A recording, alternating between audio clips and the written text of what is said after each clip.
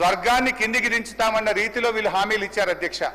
6 గ్యారంటీల పేరుతో బాండ్ పేపర్లను ముద్రించి ప్రజల్ని నమ్మించే ప్రయత్నం చేశారు అధ్యక్ష. అధ్యక్ష, ఈరోజు 6 గ్యారంటీల ప్రధానమైన అంశాల మీద భట్టి గారి ప్రసంగంలో ప్రస్తావన కూడా లేదు అధ్యక్ష. 6 గ్యారంటీల్లో మొదటి హామీ మహాలక్ష్మి పథకం కింద మహిళలకు 2500 రూపాయలు ఇచ్చే పథకం యొక్క ఊసే వారి ప్రసంగంలో కనబడలేదు అధ్యక్ష. మాట కూడా ఎత్తని మరో హామీ 4000 రూపాయల పెన్షన్ అధ్యక్ష. ముసలి వాళ్ళు, దివ్యాంగులు, వితంతువులు, ఒంటరి మహిళలు, నేతన్నలు, గీతన్నలు తదితర 44 లక్షల మంది నిరుపేదల ఆశల్ని ఈ భట్టి గారి బడ్జెట్ అడి ఆశలు చేసింది అని చెప్పి నేను చెప్పక తప్పడం లేదు అధ్యక్ష. మన ముఖ్యమంత్రి గారు కూడా మంచి వక్త, మంచి కళాకారుడు అధ్యక్ష. ఎన్నికల ముందు పల్లె పల్లెన తిరుగుతూ ఎంతో నాటకీయంగా, డ్రామాటిక్ గా వారు చెప్పిన మాటలు ఒక్కసారి గుర్తు చేయదలుచుకున్న అధ్యక్ష. వచ్చే నెల డిసెంబర్ 9 నాడు ఇందిరమ్మ రాజ్యం వస్తుంది. 2000 కాదు 4000 పింఛన్ వస్తుంది. ఇంకేమన్నాడు అధ్యక్ష? మన్మడొచ్చి కాళ్ళు ఒత్తుతాడు, పెట్రోల్ కోసం 500 1000 అడుక్కుంటాడవ్వా అన్నాడు అధ్యక్ష. ఈ రోజు ముఖ్యమంత్రి గారు చెప్పిన మాటలు ఈ రాష్ట్రంలో 42 లక్షల మంది ఆసరా పెన్షన్దారుల చెవుల్లో ఇంకా గింగురుమంటున్నాయి అధ్యక్ష. ఇంకా కూడా రింగున గుర్తు చేస్తా ఉన్నాయి అధ్యక్ష. కానీ ఈరోజు ముఖ్యమంత్రి గారు చెప్పినట్టు మనవడు కాళ్ళు ఒత్తుతలేడు, అవ్వ తాతలు కన్నీళ్లు ఒత్తుకుంటున్నారు అధ్యక్ష. పింఛన్ 4000 ఎప్పుడైతుందా అని ఎదురు చూస్తూనే పాపం కొంతమంది వృద్ధులు కాలం చేసింది అధ్యక్ష. అధ్యక్ష, నేను ఒకటే అడుగుతున్నా, ఎప్పటి నుంచి కొత్త పెన్షన్లు ఇస్తారో చెప్పండి. ఈరోజు జరుగుతున్నది ఏంది అధ్యక్ష? కొత్త పెన్షన్లు రాలే, 4000 రూపాయల పెన్షన్ రాలే, కానీ 1,00,000 మందికి పెన్షన్లు మాత్రం కోత మాత్రం పడ్డది అధ్యక్ష. అధ్యక్ష, ఇకపోతే ఇంట్లో ఎందరుంటే అందరికి ఇస్తాం, అవ్వకిస్తాం, తాతకిస్తామని చెప్పారు అధ్యక్ష నాడు. ఈరోజు అవ్వలేదు, తాత లేదు, 4000 పింఛన్ లేదు అధ్యక్ష. అధ్యక్ష, ఇక విద్యార్థులకు 5 లక్షల విద్యా భరోసా కార్డు అని 6 గ్యారెంటీల్లో చెప్పారు. ఇవాళ భట్టి గారు 2 బడ్జెట్లు పెట్టినా దాని ప్రస్తావన లేదు. వ్యవసాయ కూలీలకు ఇందిరమ్మ ఆత్మీయ భరోసా పేరిట 12,000 అన్నారు అధ్యక్ష. ఈ రాష్ట్రంలో 1 కోటి మంది ఉపాధి హామీ కూలీలు ఉన్నారు అధ్యక్ష. కానీ వీళ్ళు ఇచ్చింది 1,00,000 లోపు మందికే. 1,00,000 కోటి మందికి ఇవ్వాల్సి వస్తే 1,00,000 లోపే ఇందిరమ్మ ఆత్మీయ భరోసా ఇచ్చి చేతులు దులుపుకున్నారు అధ్యక్ష. నిజంగా 1 కోటి మందికి ఇందిరమ్మ ఆత్మీయ భరోసా ఇవ్వాలంటే బడ్జెట్ లో 12,000 కోట్లు పెట్టాలి. పోయిన బడ్జెట్ లో 906 కోట్లు పెట్టారు. ఈ బడ్జెట్ లో 300 కోత పెట్టి దాన్ని 600 కోట్లకే కుదించారు అధ్యక్ష. అంటే ఇందిరమ్మ ఆత్మీయ భరోసాలో ఆ కూలీలను కూడా ఈ కాంగ్రెస్ ప్రభుత్వం మోసం చేసింది అధ్యక్ష. అధ్యక్ష, సరే ఇండ్ల సంగతి ఇప్పుడే చెప్పిన, బాండ్ పేపర్లు బంగాళాఖాతంలో కలిసినాయి. గాంధీలు ఇచ్చిన వాగ్దానాలు గాలి మాటలైపోయినాయి. 6 గ్యారెంటీలకు దిక్కు లేదు కానీ అందాల పోటీలు పెడతామని మాత్రం తెగ ఆరాట పడుతుంది అధ్యక్ష. ఈ ప్రభుత్వం మెంగ మెతకు లేదు, మీసాలకు సంపంగి నూనె అన్నట్టున్నది అధ్యక్ష. మొత్తం మీద 2 పూర్తి స్థాయి బడ్జెట్ల తర్వాత ఈ ప్రభుత్వం 6 గ్యారెంటీల అమలు విషయంలో ఇవాళ చేతులు ఎత్తిందనేది స్పష్టంగా అర్థమవుతుంది అధ్యక్ష. నేను ఈ 6 గ్యారెంటీల విషయంలో కాంగ్రెస్ ప్రభుత్వ వైఖరి ఏ విధంగా ఉందనడానికి ఒక వేమన పద్యంతో వివరించే ప్రయత్నం చేస్తా అధ్యక్ష. ఆత్మశుద్ధి లేని ఆచారం అది ఎలా, భాండ శుద్ధి లేని పాకమేలా, చిత్తశుద్ధి లేని శివపూజలేలరా, విశ్వదాభిరామ వినురవేమ. అధ్యక్ష, ఈ ప్రభుత్వ 6 గ్యారెంటీల అమలు తీరు చిత్తశుద్ధి లేని శివపూజ లెక్కనే ఉన్నది అని చెప్పి నాకు చెప్పక తప్పడం లేదు అధ్యక్ష. అధ్యక్ష, వ్యవసాయం మన రాష్ట్రంలో అత్యధిక మంది ప్రజలు వ్యవసాయం మీదనే ఆధారపడతారు అధ్యక్ష. ఈ రాష్ట్రంలో ఇలా వ్యవసాయ రంగానికి ఒక కొత్త దిశనిచ్చింది బీఆర్ఎస్ ప్రభుత్వం. ఈ మధ్య రేవంత్ రెడ్డి గారు మాట్లాడుతూ 2,60,000 టన్నుల ధాన్యం పండిందని చాలా ఘనంగా ముఖ్యమంత్రి గారు ప్రకటించారు. ఈ ఘనత వెనుక బీఆర్ఎస్ కృషిని ఉద్దేశపూర్వకంగా మరుగునపరుస్తున్నారు. అరచేతిని అడ్డం పెట్టి సూర్యకాంతిని ఆపలేరు, తప్పుడు ప్రచారాలతో సత్యాన్ని దాచలేరు. 2014-15లో సాగు విస్తీర్ణం ఎంత అధ్యక్ష? 1,31,00,000 ఎకరాలు. 9.5 ఏళ్ల బీఆర్ఎస్ పాలనలో సాగు విస్తీర్ణం 221 లక్షల ఎకరాలకు పెరిగింది. రికార్డు స్థాయిలో అంటే 68% 9 ఏళ్ల బీఆర్ఎస్ పాలనలో సాగు విస్తీర్ణం పెరిగింది. ఎట్లా పెరిగింది అధ్యక్ష? మంత్రమేస్తే పెరిగిందా? మాయ చేస్తే పెరిగిందా? సాగు విస్తీర్ణం వెనుక బీఆర్ఎస్ ప్రభుత్వం అమలు చేసిన వ్యవసాయ అభివృద్ధి ప్రణాళిక కీలక పాత్ర పోషించింది. వ్యవసాయ స్థిరీకరణ కోసం కేసీఆర్ గారు 5 అంచెల వ్యూహాన్ని అమలు చేశారు. పెండింగ్ ప్రాజెక్టులను రన్నింగ్ ప్రాజెక్టులుగా మార్చడం, కొత్త ఇరిగేషన్ ప్రాజెక్టులు చేపట్టడం, మిషన్ కాకతీయ ద్వారా చెరువుల పునరుద్ధరణ, పెద్ద ఎత్తున చెక్ డ్యాంల నిర్మాణంతో సాగునీటి వసతులు అభివృద్ధి చేసినాం. కరెంటు కోతల కష్టాలకు తెరదించి రైతులకు నాణ్యమైన 24 గంటల ఉచిత విద్యుత్తును సరఫరా చేశాం. ప్రపంచంలో ఎక్కడ లేని విధంగా రైతులకు పెట్టుబడి సాయం అందించడానికి రైతు బంధు పథకాన్ని ప్రారంభించి అమలు చేశారు కేసీఆర్ గారు. ఐక్యరాజ్య సమితి సైతం ప్రశంసించిన ఈ పథకం కేంద్ర ప్రభుత్వ పీఎం కిసాన్ కు కూడా మార్గదర్శకమైంది. బీఆర్ఎస్ హయాంలో 73,000 కోట్ల రూపాయలను నేరుగా రైతుల ఖాతాల్లో జమ చేసి రైతు బంధు కింద రికార్డు సృష్టించింది బీఆర్ఎస్ ప్రభుత్వం. వరి నుండి జొన్నల దాకా పండిన ప్రతి పంట చివరి గిజ్జ దాకా కొన్నాం.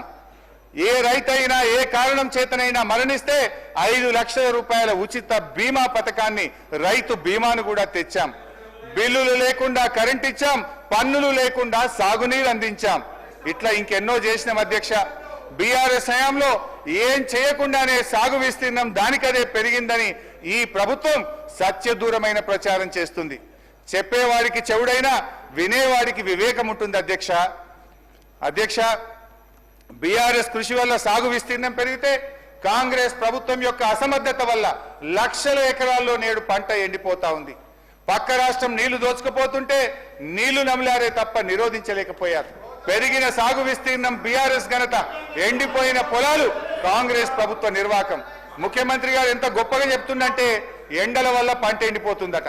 పంటలు ఎండుతున్నది ఎండల వల్ల కాదు, ఈ ప్రభుత్వం యొక్క నేరపూరిత నిర్లక్ష్యం వల్ల ఈ రాష్ట్రంలో పంటలు ఎండుతా ఉన్నాయి. ఈ సంవత్సరం వానలు సమృద్ధిగా కురిశాయి, నదీ జలాల్లో ప్రవాహాలు పెరిగాయి. కానీ నీళ్లను ఒడిసి పట్టడంలో ఈ కాంగ్రెస్ ప్రభుత్వం ఫెయిల్ అయింది.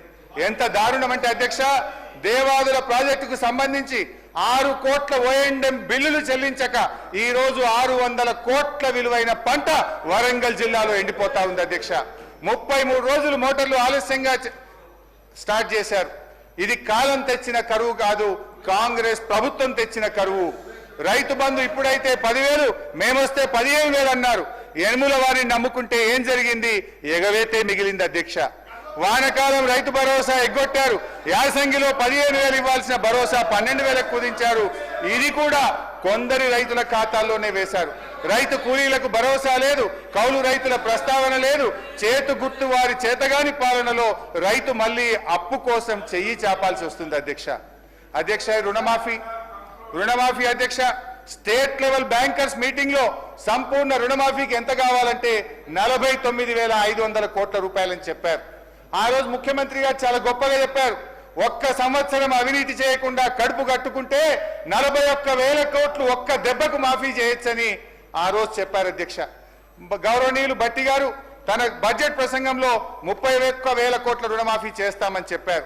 ఈ బడ్జెట్ లోనేమో 20,000 కోట్లు ఇచ్చామంటున్నారు. వాస్తవంగా అయితే అది 15,000-16,000 కోట్లు కూడా చేరలేదు అధ్యక్ష. వాస్తవం ఏమిటంటే అధ్యక్ష, రైతు ఇంటికి బ్యాంకుకు మధ్య ఇంకా తిరుగుతూనే ఉన్నాడు. చివరికి రైతుకు మిగిలింది ఒడువని దుఃఖం, తీరని అప్పు. అధ్యక్ష, ఇంకా బాగా అర్థం చేసుకోవాలంటే ఇది వ్యవసాయ శాఖ అధికారుల నుంచి తీసుకున్న లెక్కే చెప్తున్నాను అధ్యక్ష. నా సిద్దిపేట నియోజకవర్గంలో పరిస్థితిని ఈ రాష్ట్ర ప్రజలకు అర్థం కావడానికి, రైతాంగానికి అర్థం కావడానికి ఒక ఉదాహరణగా చెప్తున్నా అధ్యక్ష. నా సిద్దిపేట నియోజకవర్గంలో బ్యాంకుల్లో అప్పు తీసుకున్న రైతులు 43,363 మంది. రుణమాఫీ అయ్యింది 20,514. రుణమాఫీ కానటువంటి రైతులు 22,849. అంటే అయింది తక్కువ, కానటువంటి రైతుల సంఖ్య ఎక్కువ. ఇందులో అధ్యక్ష 2 లక్షల లోపు రుణం ఉండి కూడా కానటువంటి రైతుల సంఖ్య 10,212 ఉండడం గమనార్హం. Please note this point. 2 లక్షల లోపు రుణం ఉండి కూడా మాఫీ కానటువంటి రైతులు ఒక్క నా సిద్దిపేట నియోజకవర్గంలో 10,212 మంది ఉన్నారు అధ్యక్ష. కానీ ప్రభుత్వం ఇంకా రుణమాఫీ అయిపోయిందని చెప్తున్నారు అధ్యక్ష. ఇకపోతే అధ్యక్ష 2 లక్షల మీద రుణం ఉన్న వాళ్ళ సంగతి, పాపం వాళ్ళ పరిస్థితి అయితే చాలా ఆందోళనకరంగా ఉంది అధ్యక్ష. గౌరవ ముఖ్యమంత్రి గారు చెప్పారు 2 లక్షల మీద ఉన్న వాళ్ళు అప్పు కట్టండి, మీకు కూడా 2 లక్షల రూపాయల మాఫీ చేస్తామని ముఖ్యమంత్రి గారు ప్రకటించారు అధ్యక్ష. ముఖ్యమంత్రి గారి మాట నమ్మే అధ్యక్ష. నా నియోజకవర్గం ఉదాహరణ కోసం ఒక 2-3 పేర్లు చెప్తే చాలా ఉన్నాయి. కానీ గుర్రాలగొంది గ్రామంలో శ్రీనివాస్ రెడ్డి అనే రైతు యూబీఐ బ్యాంకులో 30 ఆగస్టు 2024 నాడు 2 లక్షల మీద ఉన్న 50,000 కట్టిండి అధ్యక్ష. ఇవాళటి వరకు మాఫీ కాలే. నారాయణరావుపేటకు చెందిన సత్తిరెడ్డి అనే రైతు 2,60,000 రుణం ఉంటే మితితో కలిపి మీద 76,000 రూపాయలు కట్టిండి అధ్యక్ష. బంజేర్పల్లికి చెందిన మరో రైతు అఖ్తర్ ఖుస్రో 2,06,000 అప్పుంటే మితితో కలిపి మీదున్న 10,000 కట్టిండి అధ్యక్ష. వారికి మరి ఈ రోజు వరకు కూడా ఈ ముఖ్యమంత్రి మాట నమ్మి 2 లక్షల మీద ఉన్న డబ్బు కడితే ఈ రోజు వరకు రుణమాఫీ కాలేదు.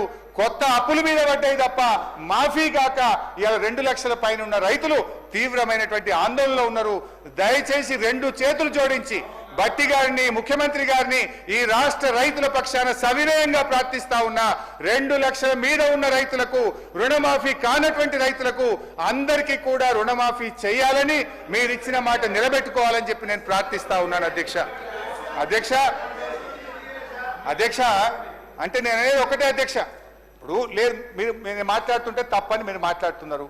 నేను భట్టి గారిని అడుగుతున్నా, మధుర నియోజకవర్గానికి పోదామా, లేదు నా సిద్దిపేట నియోజకవర్గానికి వస్తారా, లేదు ఈ రాష్ట్రంలో ఏ గ్రామానికి పోదామో చెప్పండి. సంపూర్ణ రుణమాఫీ అయిందంటే నేను బహిరంగంగా మీకు క్షమాపణ చెప్పడానికి సిద్ధం. మీరు సిద్ధంగా ఉన్నారా అని నేను అడుగుతా ఉన్నా అధ్యక్ష. ఇవాళ ప్రజలు అర్థం చేసుకుంటున్నారు అధ్యక్ష. ముఖ్యమంత్రి గారు ఆ రోజు ఏం చెప్పిండు అధ్యక్ష? 1 సంవత్సరం కడుపు కట్టుకుంటే ప్లీజ్ 1 సంవత్సరం కడుపు కట్టుకుంటే రుణమాఫీ అవుతుందన్నారు అధ్యక్ష. ఇవాళ కడుపు కట్టుకుంది ఎవరో, అవినీతి ఆకలి అవుతుంది ఎవరికో ఇవాళ వాళ్ళకే తెలియాలి అధ్యక్ష. నీటిపారుదల రంగం గత బడ్జెట్ లో మీరు ఆన్గోయింగ్ ప్రాజెక్టులు పూర్తి చేస్తామన్నారు అధ్యక్ష. 6.5 లక్షల ఎకరాలకు నీళ్లు ఇస్తామన్నారు అధ్యక్ష. ఒకవేళ నేను భట్టి గారిని అడుగుతున్నా, 6 ప్రాజెక్టులు పూర్తి చేస్తే వాటి పేర్లు చెప్పండి, ఎన్ని ఎకరాలకు ఆయకట్టుకి ఇచ్చారో చెప్పండి అధ్యక్ష.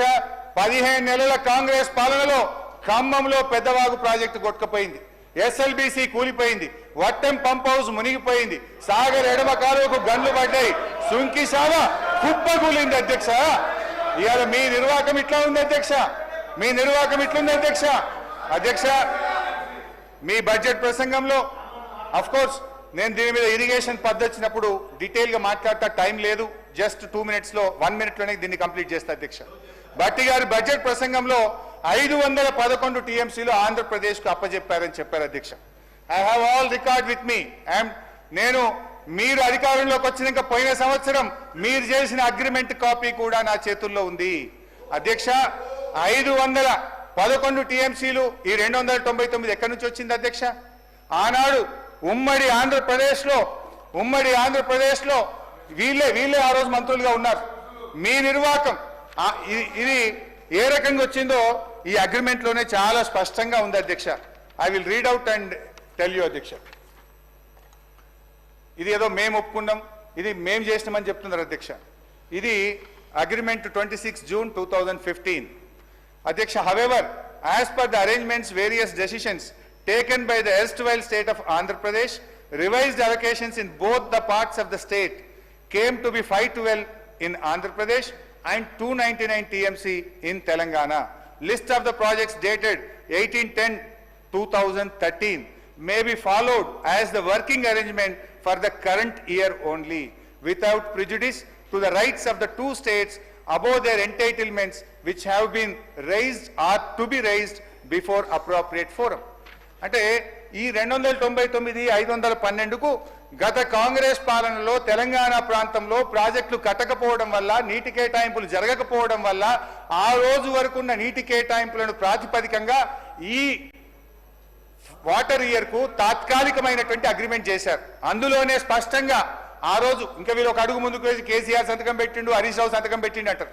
దీని మీద పెట్టింది ఒకవైపు ఆదిత్యనాథ్ దాస్ ఆంధ్రప్రదేశ్ నుంచి, ఈ రోజు మీ అడ్వైజర్ గా పెట్టుకున్నారు కదా, ఆనాడు తెలంగాణకు అన్యాయం చేసిన ఆదిత్యనాథ్ దాస్ ను మీరు అడ్వైజర్ గా పెట్టుకున్న అతను మన రాష్ట్రం నుంచి ఎస్కే జోషి గారు దీని మీద అగ్రిమెంట్ సంతకం పెట్టింది అధ్యక్ష. అయితే ఇవాళ దీనికి శాశ్వత పరిష్కారం అధ్యక్ష మనకు సెక్షన్ 3. సెక్షన్ 3 నిజంగా కృష్ణా నదీ జలాల్లో తెలంగాణ న్యాయమైన హక్కును సాధించడానికి దోహదపడుతుంది. ఇవాళ దాన్ని హరీష్ రావు గారిని సార్, కృష్ణా నది జలాలకు సంబంధించి మొన్న గౌరవ ముఖ్యమంత్రి గారు స్పష్టంగా చెప్పారు. ఉత్తమ్ కుమార్ రెడ్డి గారు, మా ఇరిగేషన్ మంత్రి గారు కూడా చెప్పారు. కృష్ణా జలాలకు సంబంధించి డెఫినెట్లీ మేము కూడా డిస్కస్ చేస్తాం అధ్యక్ష. సమయం ఇవ్వండి.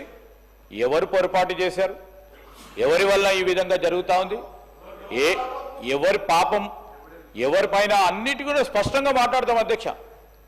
నీళ్లు పాలుగా డెఫినెట్లీ మన ప్రజలకు తెలియాల్సిన అవసరం ఉంది. మీరు డిమాండ్స్లో మాట్లాడదాం. దాని తదుపరి మీకు చర్చకు అనుమతి ఇవ్వండి అధ్యక్ష. డెఫినెట్లీ మాట్లాడదాం అధ్యక్ష. కన్క్లూడ్ చేయండి హరీష్ రావు గారు.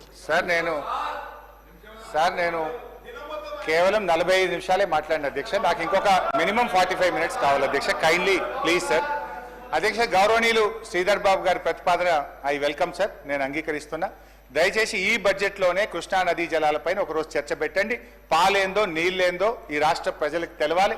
ఎందుకంటే మీ నిర్వాహకం వల్ల ఈ సంవత్సరం 34% వాడుకోవాల్సిన నీళ్లు 24% వాడుకోవడం వల్ల నల్లగొండ, ఖమ్మం, మహబూబ్ నగర్ జిల్లాలో ఇలా ఎట్లా పంటలు ఎండిపోతున్నాయో, ఈ ప్రభుత్వం నీటిని రాబట్టడంలో ఎట్లా ఫెయిల్ అయిందో డిస్కస్ చేద్దాం అధ్యక్ష. ఈ సెషన్లో దయచేసి ఎల్ఏ మినిస్టర్ గారు ఈ సబ్జెక్ట్ను డిస్కషన్ పెట్టాలని కూడా నేను మీ ద్వారా కోరుతున్నాను అధ్యక్ష. అయితే సెక్షన్ 3లో ఒకటే మాట చెప్పి ముగిస్తా. ఈ వాటర్ విషయంలో సెక్షన్ 3 అనేది తెలంగాణకు ఒక వరం అధ్యక్ష. దాన్ని ఇవాళ బీఆర్ఎస్ ప్రభుత్వం సాధించింది. ట్రిబ్యునల్ ముందు వాదనలు జరుగుతూ ఉన్నాయి. మీరు మంచి న్యాయవాదులను పెట్టండి, వాదనలు వినిపించండి. తెలంగాణకు న్యాయబద్ధమైనటువంటి వాటా 575 టీఎంసీలు రాబట్టండి అని చెప్పి కోరుతున్నాను అధ్యక్ష. ఇకపోతే అధ్యక్ష, విద్య, గురుకులాలు ఈ రాష్ట్రంలో ఏ రకంగా జరుగుతుందో కూడా ఒకసారి బడ్జెట్లో వారు పెట్టిన లెక్కలు, ఏడాది పాలనలో ఏం జరిగిందో కూడా ఒకసారి చూడాలి అధ్యక్ష. రాష్ట్రంలో 15 నెలల కాంగ్రెస్ పాలన వల్ల ఒక్కొక్క వ్యవస్థ దారుణంగా విధ్వంసం అవుతా ఉంది అధ్యక్ష. వ్యవసాయ విధ్వంసం వల్ల రైతులు ఆత్మహత్యలు చేసుకుంటున్నారు. హైడ్రా విధ్వంసం వల్ల పేద మధ్యతరగతి జనం గుండాగి చనిపోతున్నారు. Real estate